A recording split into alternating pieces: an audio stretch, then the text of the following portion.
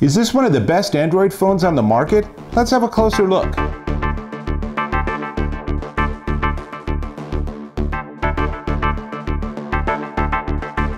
Dave Taylor here, and I'm looking at the Huawei Mate 10 Pro. That's this. And I want to start out right off the top by saying that no major US carriers are currently carrying the Huawei line. And there's various reasons for that. You can go and research, but you can still buy these very nice phones through other outlets like Best Buy. So, the Mate 10 Pro is their new flagship.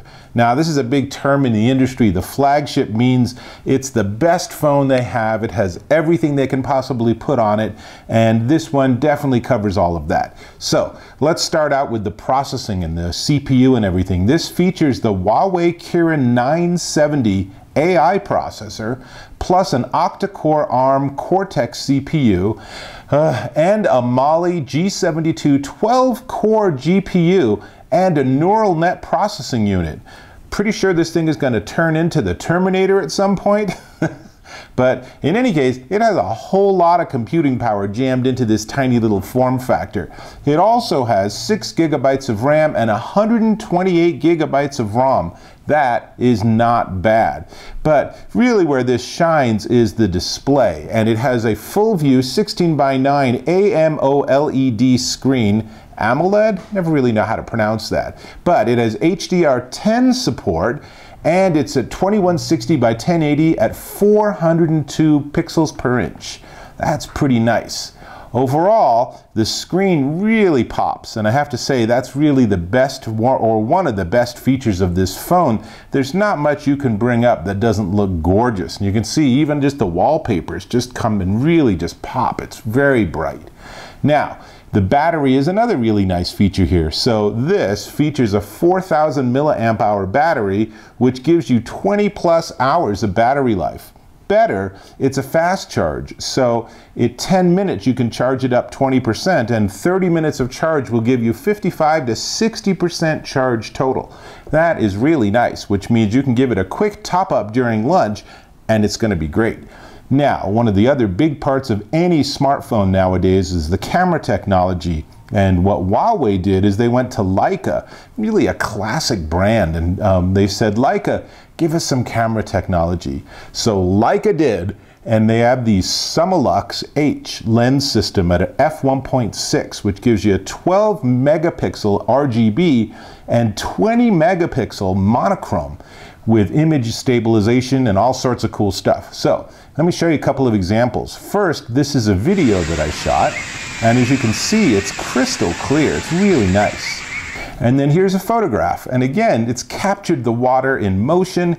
It's really just nice and crisp. It does a very nice job with photography, and it has slow motion video, which is really cool on the camera, but when you then save it or port it onto another computer, then unfortunately it's just a regular video. This is true of most of the smartphones and how they do slow-mo, which is kind of a drag. I think they need to figure that out. And so let's see. So we have all of that.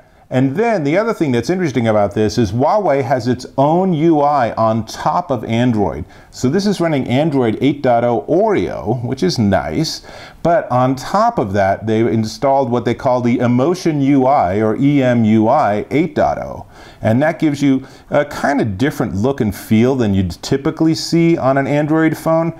But it gives you lots of different themes, and it makes it really quick and easy for you to do all sorts of neat things.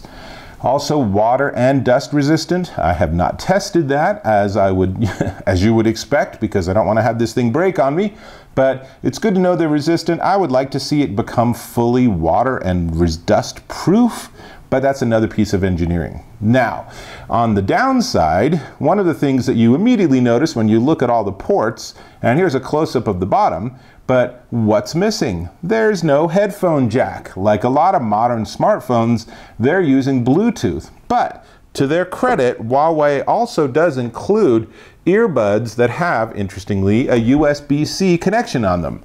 And USB-C is the connection du jour, so that is also how you charge this. So if you have all those micro USB, finally you don't have to worry about orientation. Finally.